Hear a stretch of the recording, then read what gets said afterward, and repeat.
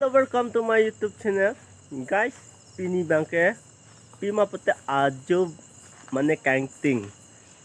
Aho si video kuri nasi.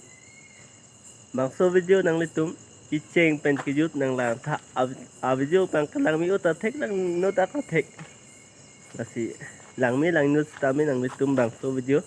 nang lang dun kiceng pen kijut nang lang dun tha. Nasi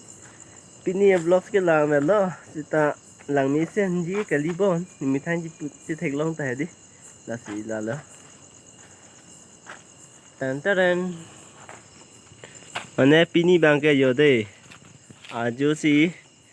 mane ladak si kam nang tang ha get to lage na bang ke mane ting ping de dan ke lai ta ve yo lại tại vì tiếng vô không ta bố bằng tê đi là tê tiếng pí lại ta về mà đi nên về cái tiếng sẵn được con luôn thành pi sai đây ta cái thành pi mình cái gió ở đêm rồi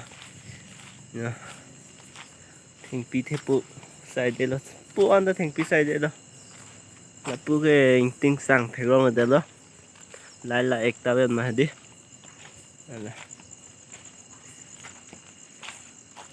hấp ăn cái đám gì pulo sang tinh của cái thấy không này giờ luôn bố bên bút chỉ mà bút năng clang về là tim nó là innoven mà đi board đó nó mane video one movie mane kitchen lang mà đi ăn làm ta những cái thách làm những cái thách đây guys gari đang đi boom là xong nó tôi này hè tiệt nó lâu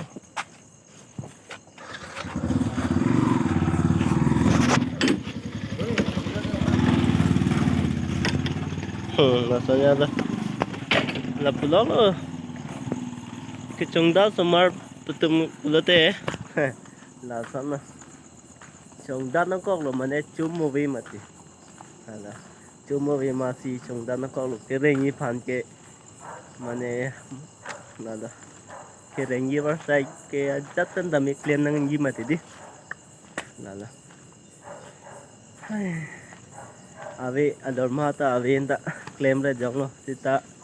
adorma do ave sita me kira ini phan ke chuklem nang kok lo kira ini phan ke chuklem nang kok lo sikai si hini ba sita me ani si yang bong ke klem nang po nan ke aju hai aju non anaru non sita jo pan ne kiduk no aju jo pang thang me yang long le lo jo pang thang lo dak do nang po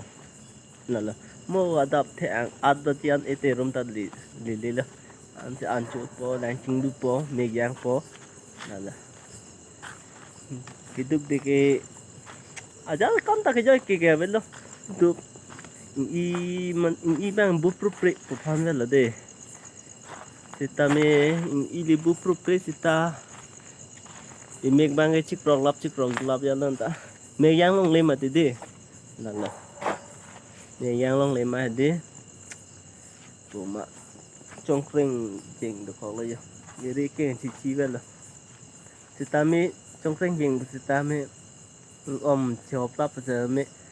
là hai kinh nữa hơn cái chỗ này đi guys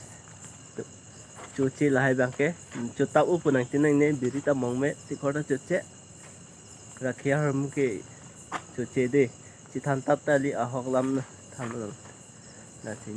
ní đi pan cái chỗ tao úp gì bon nang mà thằng này là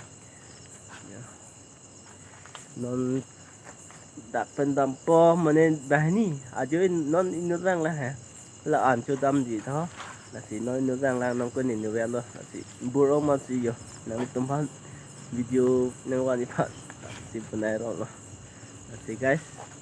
ini vlog ke lang lo mà nè anh ở lu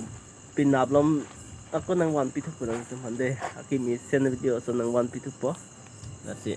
bini bang ke lang si anh ton đây đâm mi thang mi phải đâu